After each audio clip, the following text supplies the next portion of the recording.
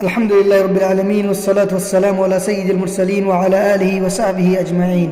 صرف 4 ہفتے یا اس سے بھی کم مدت میں مشرکین کو 4 بڑے بڑے دھچکے لگ چکے تھے، یعنی حضرت حمزہ رضی اللہ تعالیٰ عنہ نے اسلام قبول کیا، پھر حضرت عمر رضی اللہ تعالیٰ عنہ مسلمان ہوئے، پھر محمد صلی اللہ علیہ وسلم نے ان کی پیشکش یا سودے بازی مسترد کی، پھر قبیلے بنی ہاشم و بنی مطلب کے سارے ہی مسلم و کافر افراد نے ایک ہو کر نبی اکرم صلی اللہ علیہ وسلم کی حفاظت کا عہد کیا۔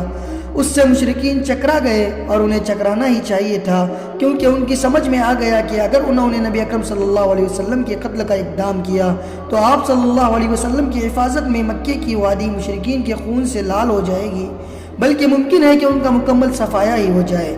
اس لیے انہوں نے قتل کا منصوبہ چھوڑ کر ظلم کی ایک اور راہ تجویز کی، جو ان کی اب تک کی تمام ظالمانہ کارروائیوں سے زیادہ سنگین تھی۔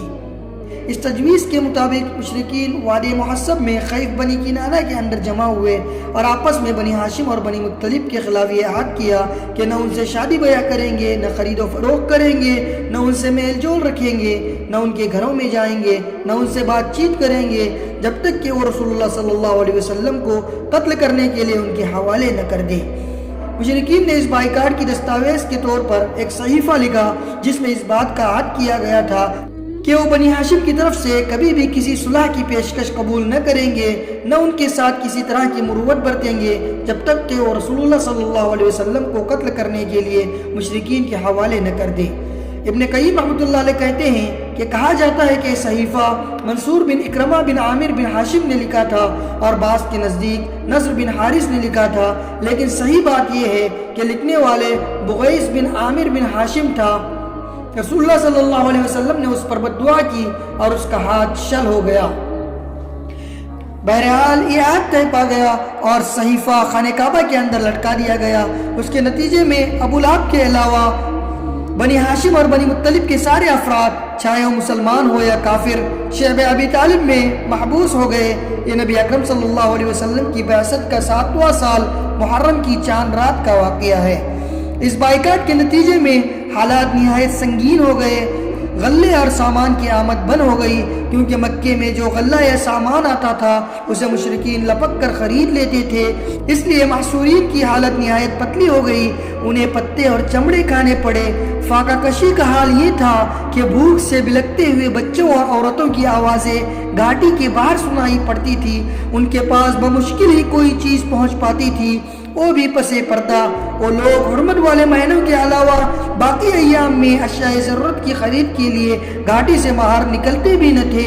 وہ گرچہ قافلوں سے سامان خرید سکتے تھے جو باہر سے مکہ آتے تھے، لیکن ان کے سامان کے دام بھی مکے والے اس قدر بڑھا کر خریدنے کے لیے تیار ہو جاتے تھے کہ محصورین کے لیے کچھ خریدنا مشکل ہو جاتا تھا۔ حکیم بن حزام جو حضرت خدیجہ رضی اللہ تعالیٰ عنہ کا بھتیجا تھا، کبھی کبھی اپنی پھوپھی کے لیے گیہوں بھجوا دیتا تھا۔ ایک بار ابو جہل سے سابقہ پڑ گیا، وہ غلہ روکنے پر اڑ گیا، لیکن ابو البختری نے مداخلت کی اور اسے اپنے پھوپھی کے پاس گیہوں بھجوانے دیا۔ ادھر ابو طالب کو رسول اللہ صلی اللہ علیہ وسلم کے بارے میں برابر خطرہ لگا رہتا تھا، اس لیے جب لوگ اپنے اپنے بستروں پر جاتے تو رسول اللہ صلی اللہ علیہ وسلم سے کہتے کہ تم اپنے بستر پر سوئے رہو۔ مقصد یہ ہوتا تھا کہ اگر کوئی شخص آپ کو قتل کرنے کی نیت رکھتا ہو تو دیکھ لے کہ آپ کہاں سو رہے ہیں۔ پھر جب لوگ سو جاتے تو ابو طالب آپ صلی اللہ علیہ وسلم کی جگہ بدل دیتے، یعنی اپنے بیٹوں، بھائیوں یا بھتیجوں میں سے کسی کو رسول اللہ صلی اللہ علیہ وسلم کے بستر پر سلا دیتے اور رسول اللہ صلی اللہ علیہ وسلم سے کہتے کہ تم اس کے بستر پر چلے جاؤ۔ اس محصوری کے باوجود رسول اللہ صلی اللہ علیہ وسلم اور دوسرے مسلمان حج کے ایام میں باہر نکلتے تھے اور حج کے لیے آنے والوں سے مل کر انہیں اسلام کی دعوت دیتے تھے۔ اس موقع پر ابو لہب کی جو حرکتیں ہوتی تھی اس کو ہم نے پچھلی ویڈیو میں بیان کر دیا ہے۔ ان حالات پر پورے 3 سال گزر گئے۔ اس کے بعد محرم 10 نبوت میں صحیفہ چاک کیے جانے اور اس کے ظالمانہ عہد کو ختم کیے جانے کا واقعہ پیش آیا۔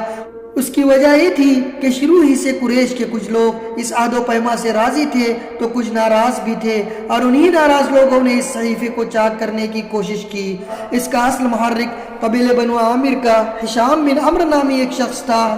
رات کی تاریکی میں چپکے شعب ابی طالب کے اندر غلہ بیچ کر بنو ہاشم کی مدد بھی کیا کرتا تھا۔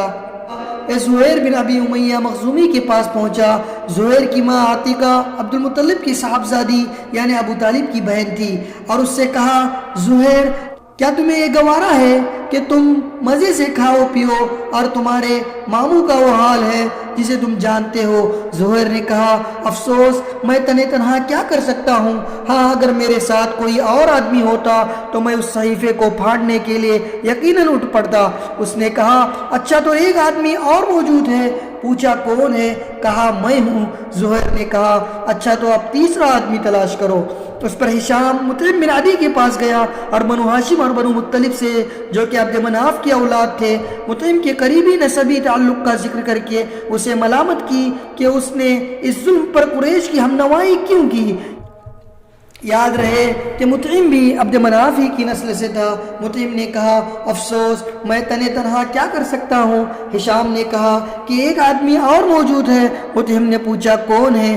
ہشام نے کہا کہ میں ہوں۔ مطعم نے کہا، اچھا ایک تیسرا آدمی تلاش کرو۔